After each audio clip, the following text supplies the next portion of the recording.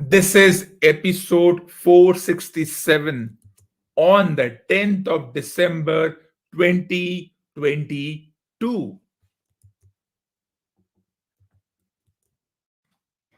Mentoring is defined as a rapport between two individuals who share their experiences through their actions and words, thus benefiting from the time spent with the other. It is more of an advisory role than a former long term relationship, and the best rapport is among those who have each other's best interests at heart and the unique perspective they can provide to the other as and when needed. Let's demystify mentoring through this story. Alan and Denny are lawyers at a top firm in Boston. While Alan is a regular employee, Danny is one of the founders, yet the way they converse, the way they have an interaction is contrary to the stereotype of a boss employee relationship. Over time, they become thick as thieves, thus breaking the proverbial glass ceiling. But as the story moves on, their relationship becomes richer. How does it happen? Let's see. They realize that the firm respects them for the body of work they put in, but not for who they are. Who are they? Their conventional views towards certain groups mean they are not invited to dinner or drinks by fellow co workers for a casual night out. This brings them closer together, and yet, not once in the story did either of them walk to the other and ask to engage in a mentor mentee relationship. Interesting, isn't it? That not once in this story that either one of them formally walked to the other and asked to engage in a mentor mentee relationship. Once again, yet not once in the story that either of them formally walked to the other and asked to engage in a mentor mentee relationship. At the end of the day, their customary habit of consuming wine and cigars on the firm's porch, discussing the day's proceedings, often taunting their co workers or the outlier measure they had to take to win a case, or at points where they lost the case and why did they do, and the law itself was against them, and even share secrets their colleagues are in dark about, becomes a tradition and an important plot point. So, spending time with each other at the end of the day on the porch with wine and cigars, discussing the day's proceedings becomes an important part of the tradition and an important plot point. Now, it may not be the run of the mill formal relationship.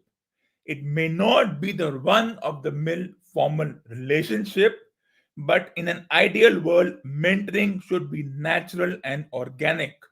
And unlike a coach, there is no hand holding, no domain or skill specific expertise, and the rigidity surrounding it. But the question remains, are there any other traditional roles? Well, let's take the example of student and teacher in a classroom environment.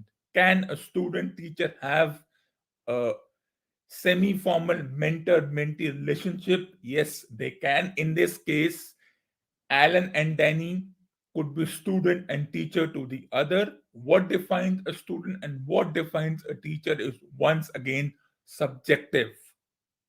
Coach and a player. Well, when a coach has an affinity for a player, that this player will do something special, that this player will go on to become a legend, the coach takes him or her under his own wings and guides him through his tumultuous years, the places where the player has struggled, and then helps him become the player he is. And that's what is important in a coach player. The term is coach, but the coach can also be a mentor of some kind if it's a right kind of direction, because the coach has the player's best interest in heart, and the player knows that this coach can help me become a world class stuff. And then everyone knows through the mythology where Arjun and Krishna had a long conversation where Krishna guided Arjun through a period where he had to tell him to fight the war, fight the inner demons, and that is what was important. So, yes, apart from the Danny Allen relationship, which is not the run of the mill relationship, which is unique and different in this case, a student teacher can be a perfect example of a mentor mentee relationship. A coach and a player, depending on what the coach thinks of the player, can be a perfect mentor mentee relationship. And then from our mythology, from our stories, the relationship between Arjun and Krishna. But what about me? Did I ever have a formal mentor? No, for me, my mentors were everyone were my mentors. I would go to different clubs for different meetings, whether it's school, college, or any other environment, and just being there at certain situations, talking to individuals was an experience which cannot be substituted. It's not uncommon to have many mentors, and one benefits from having more than one mentor and not being clouded by the fact that only an experienced person can take up this role. Thank you.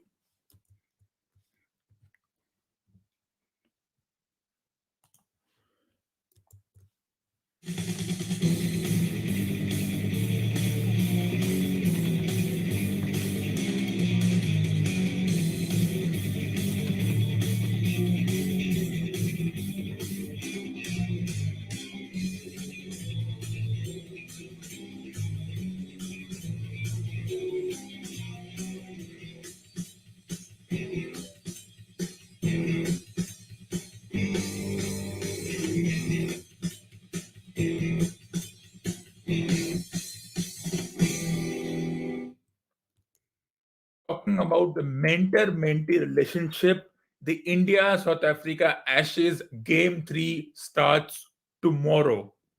And the talking point is that the captain returns after an injury break. What's the big deal? That's not for the first time the captain is returning after an injury break. He has been injured before, and that's but what's how does it make it into a comeback? It doesn't, it cannot be a comeback. Yes, he missed one game. What happens? India loses, but did India lose because of Kohli's absence, or did they lose because South Africa had better plan or things did not go according to plan? Every time things cannot go according to plan, and then South Africa had a bit of a luck and they chased down 240, but it doesn't mean that fortunes have started or things are in favor of South Africa as they seem. That's a misnomer. It doesn't work that way. The series is 1-all. So, what could be the team for tomorrow's game? Of course, Rahul and Mayank will continue to open unless something else happens. We don't have too many openers left except for Priyank Panchal, who will be making his debut, and they will not want to risk de- giving him a debut in a do or die situation, because it's not just about winning this tournament and winning the first ever test tournament in South Africa. It's also 12 points as far as the World Test Championship or the Test World Cup is concerned, because you lose, then you go down the ladder and other teams have a chance. Right now, Australia is a team which has a chance of making it to the finals. New Zealand can do it. South Africa is there somewhere.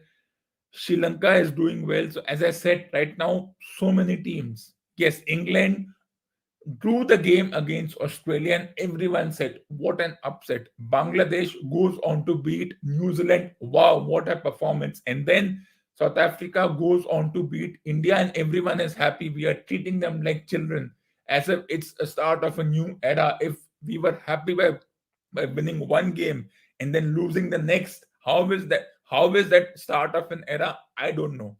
And then, of course, since Siraj was injured and they were handicapped by Siraj's injury and his inability to bowl in the manner he is expected to bowl, they may replace him with Umesh Yadav. There will be a choice between Ishant Sharma and Umesh Yadav, but at this point, Umesh Yadav will get the green light and Siraj will have to wait, injury notwithstanding or injury being a part of this. And this is the team. And of course, one more musical chair will be for the position between Rahane and Vihari, who both did well in their respective categories. Rahane did well in the second innings, making those 50 runs so that India could give a target of 240 to South Africa.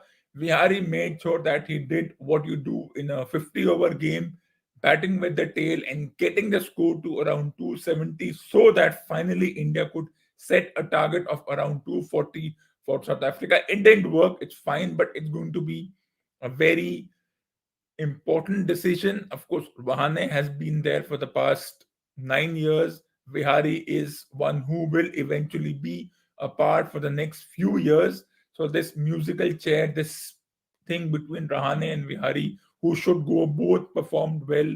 And of course, the anti-Rahane campaigning continues. It does baffle me, but the anti-Rahane campaigning just continues, and there's nothing you can do about it. It's not my choice. I know that Umesh will replace Siraj solely because Siraj is injured and could not contribute in the manner he wanted to. He will be disappointed, and there are a lot of things in this thing. There are a lot of things that are happening in this context. So, of course, Siraj Umesh replacement is obvious. Who will Kohli replace? That's the $1 million or the $1 trillion or the gazillion-dollar question. I don't think it does make a difference. But I think both Rahane and Vihari are capable enough to do the roles in the team. And talking about roles, another player who got the brick bats was Pant because of his short selection. That's the only thing we can talk about. Pant's short selection, the fast bowler Rabada was able to trouble him, get him to play that shot, unsettle him with a couple of bouncers and couple of sledges or the conversations he had. But I think Pant Pant's shot selection should not be a matter of discussion. It's the last thing that should be discussed in this context. Why are we even discussing? I've seen players with worse decisions, worse shot selections being accepted. Okay, he had the ball gone for a six, a brilliant shot, but the ball doesn't go for a six, and that is what happens. And that is something that baffles me. How can his shot selection be seen as a negative thing? That's the only thing we have to discuss. I think we have more important things to do than discuss the punt shot selection. And then what do pseudo experts say? That look at Sehwag and Gilchrist. You cannot compare him to vanillas like Sehwag and Gilchrist. Sehwag and Gilchrist were very lucky to be part of the team.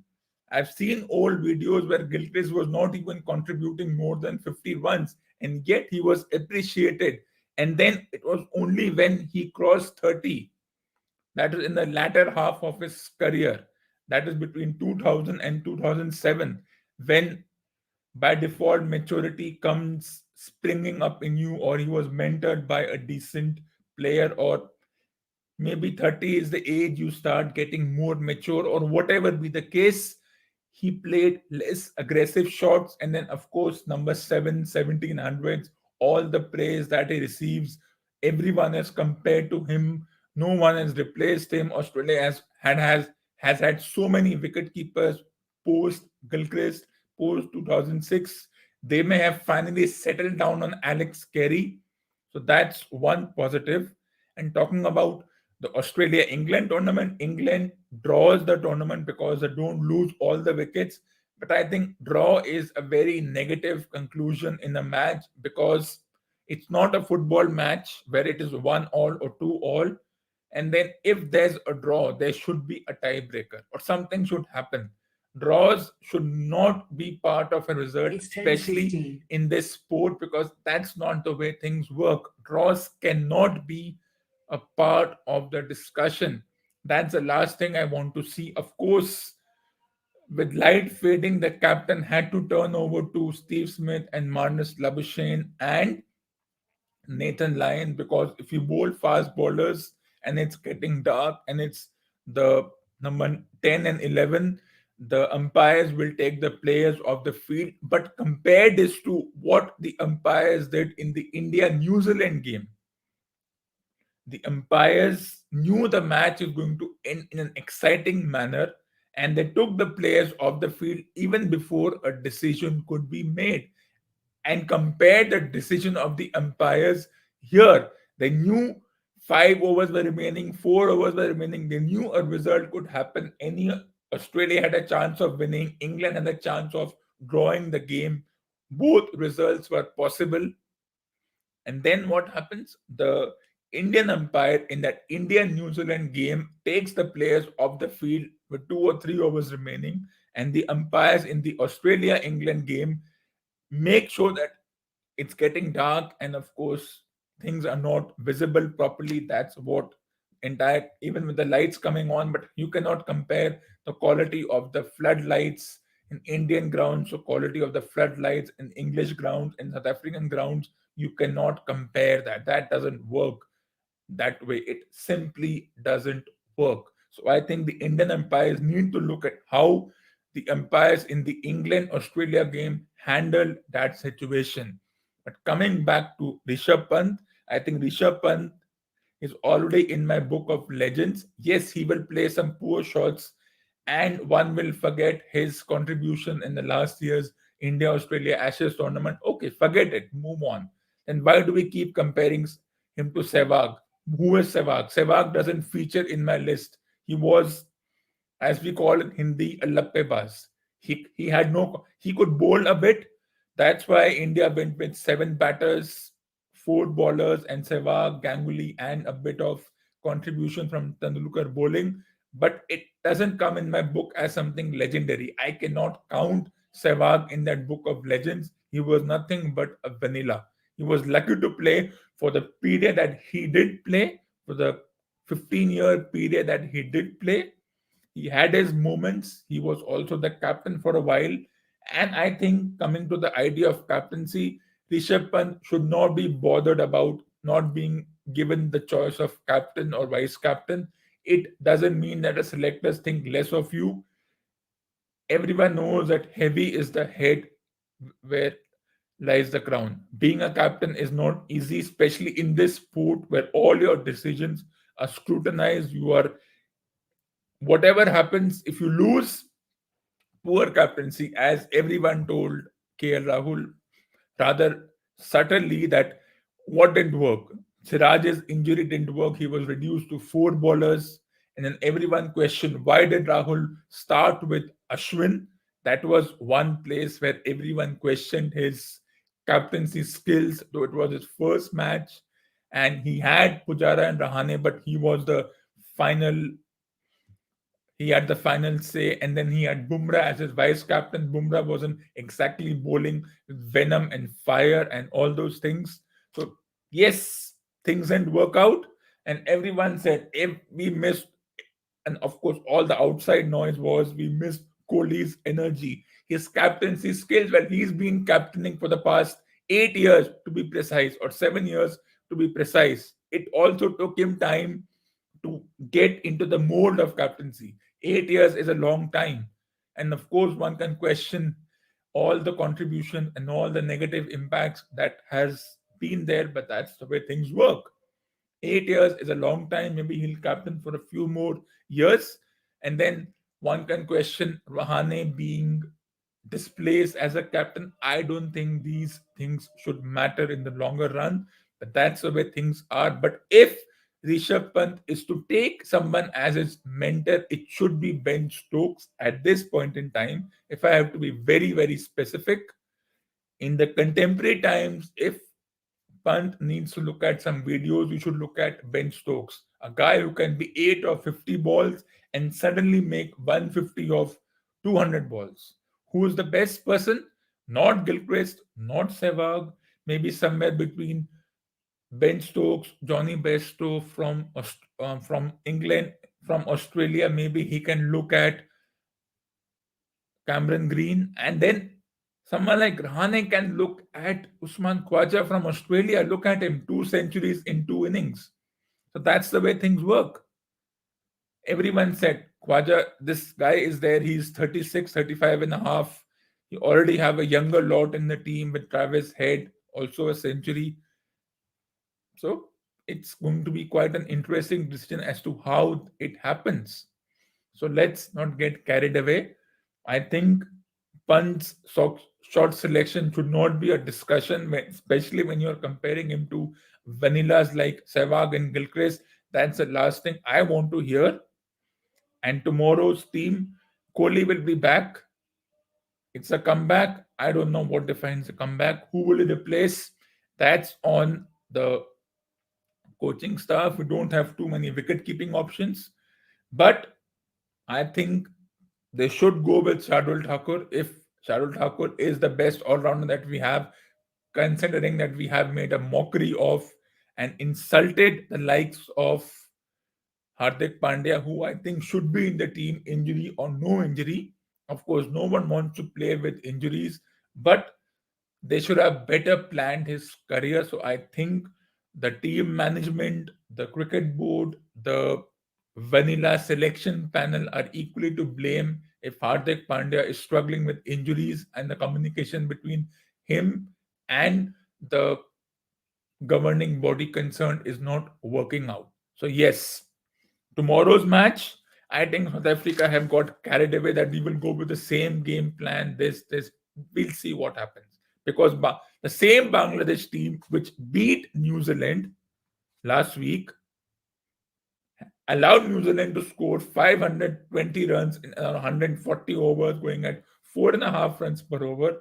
And the last score I saw for Bangladesh was they were 27 for 5. The same bowlers, Bolt and Saudi, who struggled in the last match and who were obviously criticized because that's the best thing we can do, criticize someone if they don't adhere to their expectations. They had the team at 27 for 5, and they and Bangladesh is sure to lose this match. The match could be over by tomorrow. You never know. Or Bangladesh, can they avoid the follow on? To avoid the follow on, they need at least 330 runs. So it will be a very interesting situation as to how that pans out. England survived, but the next match is a day and night game. Another interesting story with Josh Butler injured. Sad moment, so many injuries happening.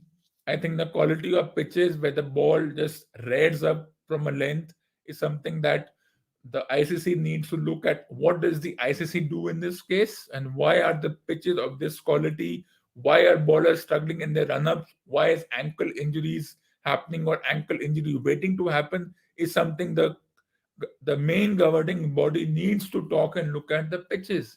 I mean, yes, pitches are not important, but they're important. In some cases, they have a role to play, but they're not important. They don't define the game, they don't govern the game, and that's how it is. So tomorrow's match, it's a 50-50 thing. Anyone can win. Whichever team does well, it doesn't matter what you do with the toss because you don't need to score 600 runs to win. 300, 350 is good enough for either team to have a chance. Score 350, get a lead of around 150, score another 250 in the second innings, get a score of 400, and 400 will never be chased ever. So tomorrow's game, it all depends on how the teams plan. Which is a better team? South Africa chasing 240 doesn't make them a better team. They were never a better team. And last week's game was just one of those flukes that happened. So let's not get too carried away by South Africa winning, because there's a lot of things that are waiting to happen. So that's how it is, and that's how it should be.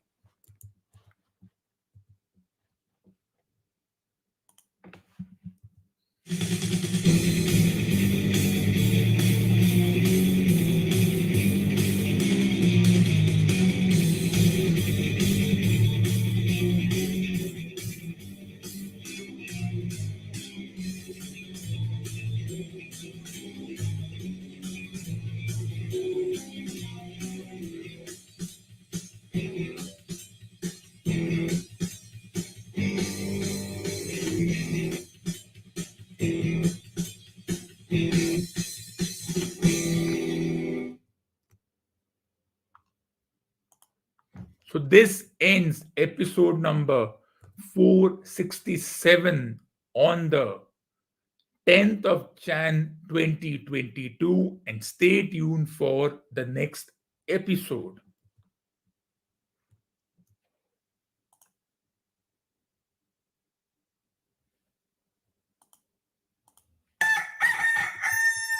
On Denny Denny's episode of the weekly show.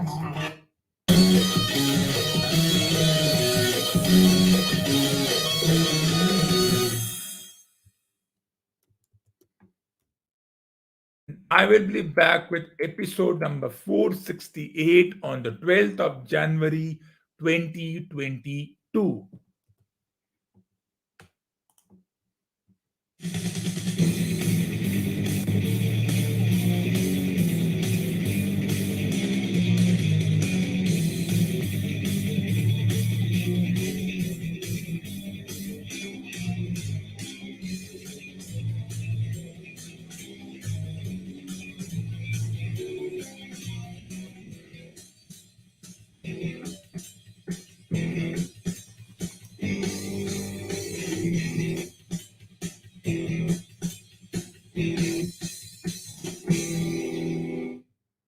And while you wait for the next episode, put these books in your must read books column.